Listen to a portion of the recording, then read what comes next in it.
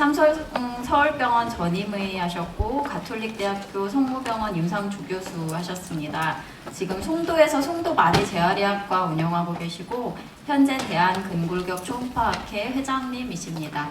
네, 소개 부탁드립니다. 네, 감사합니다. 연수환자센터 최상환입니다. 이번 세션은 이제 후레랭크의 진단과 치료에 대해서 강의와 시연 이어질 것이고요. 세 분 모두 저희가 강의를 구성할 때 이제 조금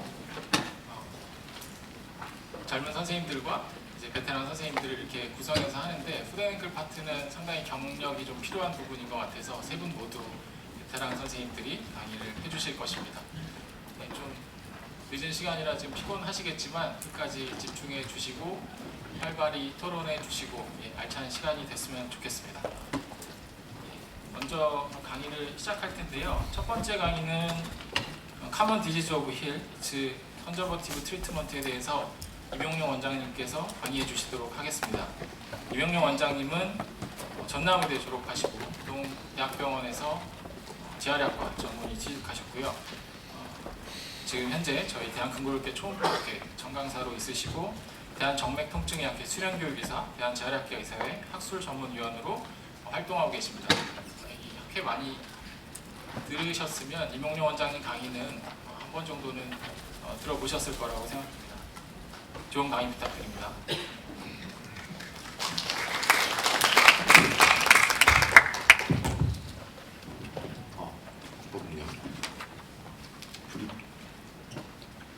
제가 어두우니까 어두운 데 있는 것 같은 느낌이 들어서요. 소개 감사드립니다. 제가 오늘 말씀드릴 부분은 이제 커먼 디지즈인데요. 사실은 뒤에 2025년 업데이트하는 게 부제가 붙으면서 굉장히 좀 어려워졌습니다. 그냥 아는 거라든가 기존에 있는 내용들을 중요한 것들을 정리해서 말씀드리면 되나 싶었는데 그게 아니었고요. 여기 세브란스가 140년 전에 이제 미국에서 들어와서 의료 선교 사업을 이제 시작한 걸로 알고 있습니다. 그래서 저희 우리나라도 동남아시아든 여러 캄보디아 등 나가서 의료 봉사라든가 이런 걸 하고 있는 걸로 알고 있습니다. 이번에 캄보디아를 갔는데요. 지금 안 보이는데 레지던트, 의과대학생, 통역사, 어시스트 하고 있는 제가까지 사실은 2명만 있으면 될 일을 참 많은 인원들이 동원이 되긴 하지만 그래도 의미가 있지 않나 싶고요. 선생님도 혹시 기회가 되시면 좀 나가시면 지금 이제 터프한 우리나라 환자들도 보시지만 이렇게 뭐 하나 해줘도 감사해하는 그런 환자들 모습 보면서 좀 색다른 느낌도 받았습니다.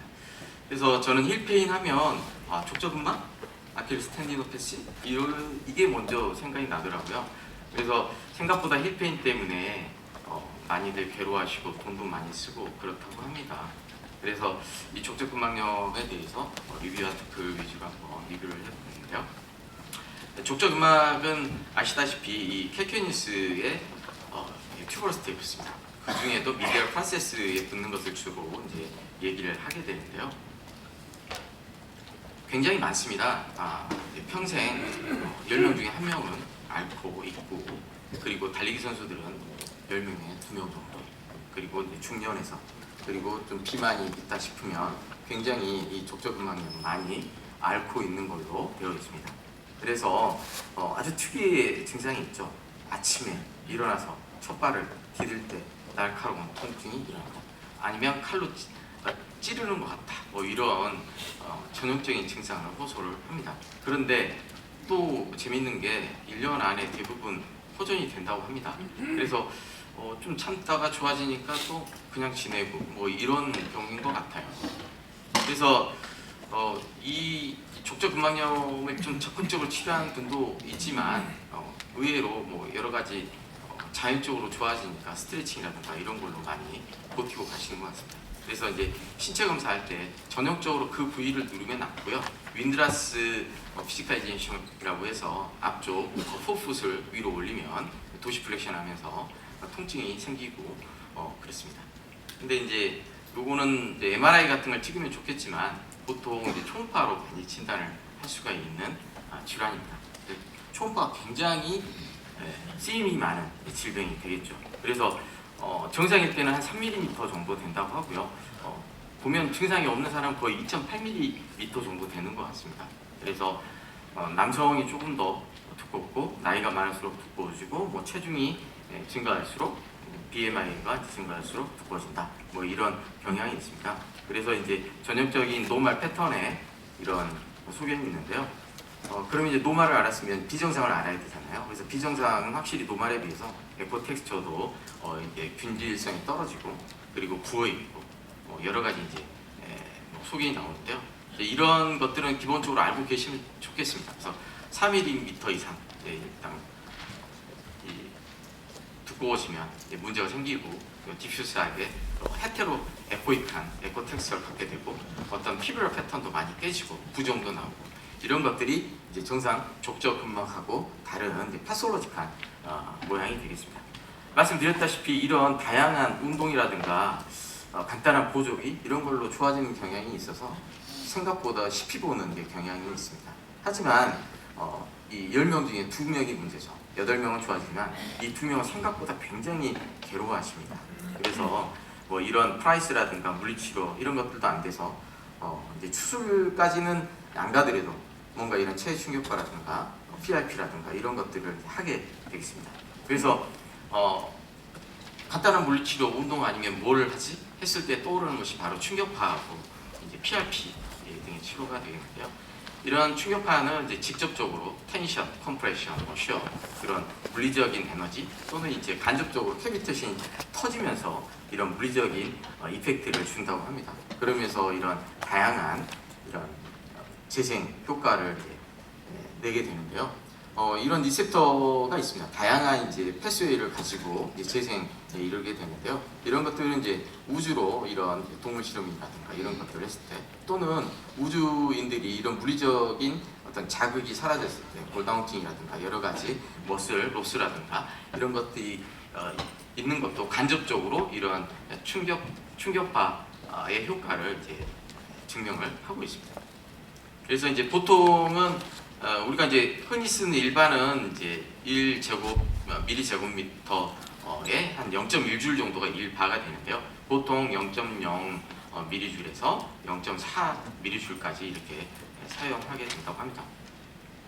그래서 이제 1000회에서 4000회 정도를 이제 쓰게 되니까요. 이런 걸 계산해서 이제 보통 하는데 사실 이제 다양한 레지멘이 있기 때문에 정량할 수는 없지만 상당히 그래도 여러 가지 이제 방식은 틀리더라도 충격파 효과는 많이 증명이 되고 있습니다. 그래서 초점형은 주로 이제 만성 건병증, 방사형 타입은 표재성 건병증이라든가 넓은 부위, 머슬, 파샤 이런 부위에 이제 쓰고 있고요. 마취를 하기도 합니다.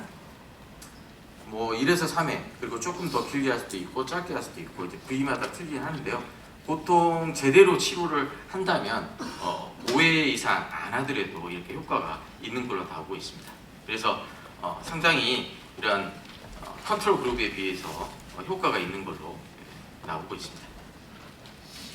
다음은 이제 PRP입니다.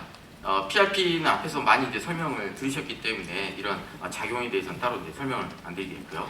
그래서 이 PRP를 이제 해봤더니 중기라든가 장기에서 꽤 효과가 있다. 이제 스테로이드가 단기에 비슷하게 효과가 있지만 결국은 장기적으로 좋아져야 되잖아요. 잠깐 좋아지고 다시 아프면 의미가 없으니까. 그래서 굉장히 PRP 효과가 있는 걸로 나오고 있고요. 그리고 이제 합병증은 뭐 특별히 없는 걸로 나왔습니다. 그리고 초음파 소견상으로도 바스스과 호정과 함께 상당히 유의미하게 두꺼워지는 걸로, 얇아지는 걸로, 건강한 상태로 에코 텍스처가 좋아지는 걸로 나오고 있습니다. 그래서 이 초음파 소견상으로도 PRP 효과는 충분히 증명이 되고 있습니다. 그래서 이런 ESWT라든가 PRP는 상대적으로 프라이스라든가 여러 가지 스트레칭, 운동 요법으로 해결이 안 됐을 때 충분히 적용해 볼 수 있는 치료라고 볼 수가 있겠습니다. 그 외에 뭐 레이저 세라피라든가 뭐 보툴린 독소인 주사라든가 이런 것들도 어느 정도는 효과가 있는 걸로 되어 있습니다. 그리고 이제 우리가 클래시컬한 이런 플로로 세라피도 상당히 효과가 있는 걸로 되어 있고요. 그리고 이제 이것저것 다 안 됐을 때 이런 RF를 적용했을 때도 생각보다 괜찮다.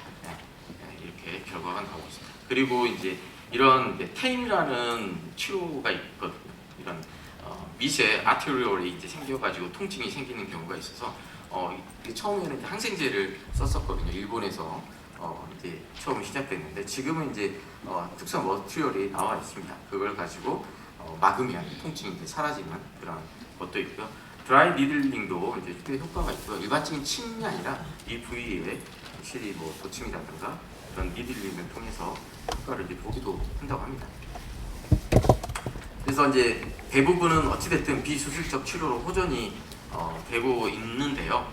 엔도스코픽 이제 페이시오토미를 하기도 한답니다. 하지만 이제 이런 이제 공고 등급은 굉장히 낮고 굳이 여러 가지 합병증 가능성도 있기 때문에 서지컬 이런 어프로치는 이제 권유하지는 않고 있습니다. 그래서 이런 힐페인이 있을 때 그러면 이제 플란터 파시아만 생각할 거냐? 또 그건 아닌 것 같고요. 그래서 다양한 이런 간별 질환에 대해서 또 언급이 되어 있는데요. 그 중에서도 이제 좀 알아두어야 될 것이 이제 박스터 너브 인트레먼트라든가 인피리어 캘케니아 너브가 되겠죠. 그리고 펜데드 신경 그리고 이런 정맥 문제 등이 이제 통증을 일으킬 수 있다고 합니다. 이런 박스터 너브는 이 네트럴 플란타 너브에서 이제 분지가 돼서요. 에토 할루시스 그리고 플렉서 디토룸 보다 좀 더 딥한 포션 포드라투스 플란타 쪽으로 그 사이로 들어가서 레테랄 쪽으로 롱 플란타 리가먼트 그리고 에토터 디티 미니미까지 이제 이노베이션 하기 때문에 통증이 이런 안쪽뿐만 아니라 바깥쪽에도 올 수가 있다는 거죠. 그리고 걸을 때마다 이제 자극이 돼서 증상이 나올 수가 있고 생각보다 꽤 있습니다. 그리고 이제 박스 노브 인트레먼트로 의심될 만한 이러한 이제 MRI 소견이 4 내지 12% 정도 발견이 되고 있고요. 그래서 이제 이건 미디얼 캘케냐, 이건 인피리어 캘케냐 이게 되겠습니다. 그래서 레터럴 팩터럴 러브에서 이제 좀 더 뒤쪽으로 이 레이어에 있는데 안 보이는 경우가 많고요. 이 베스라고 같이 가면서 보이는 경우도 있는데 헷갈린다면 이 레이어를 찾아서 치료를 해주시면 되겠습니다. 그리고 이제 베인 이제 스롬보시스가 이제 생길 수가 있는데요. 이렇게 조명하게 베인 인고지먼트가 있으면서 이제 통증을 일으키는 경우도 있습니다. 간접적으로 이제 하이드로 다이섹션이라든가 이런 것들을 할 수가 있고요. 아니면 이제 스롬보시스에 이제 준하는 약물 치료라든가 이런 것들을 해볼 수가 있는 거죠. 그래서 초음파가 이런 것들을 감별하는 데 굉장히 도움이 될 수가 있겠고요. 페페드가 있습니다. 페페드를 유심히 측정을 해보신 분들이 있을지 모르겠는데요. 대부분 1cm가 안 돼요. 이 신발이 너무 발달이 돼서 그런지 크록스를 많이 신어서 그런지 어찌됐든 이 1 내지 2cm가 원래 정상으로 되어 있는데 저는 1cm 넘으신 분들도 거의 본 적이 없거든요. 그래서 이 페페드가 단독일 수도 있지만 이게 어찌됐든 공존하는 이런 힐페인의 한 가지 원인이 돼서 충분히 상당히 유병률도 더 많지 않을까 하는 생각이 개인적으로 들고 있고요.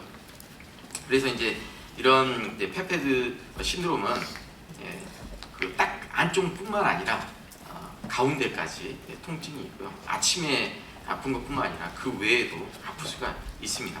그래서 초음파 소견으로 충분히 이제 감별이 되니까요. 이런 것들은 이제 잘 보시고 MRI를 보면 좋겠지만 초음파로도 충분히 진단이 가능합니다. 그래서 이제 정상 이런 지방 패드에 비해서 위축성 이런 페페드 신드롬이 있을 때는 이 세포가 더 작다고 합니다. 생각해 보면 더 우리가 스티로폼 같은 걸 보면 좀 큰 게 좀 더 탄력이 있었던 것 같고요. 모래 같은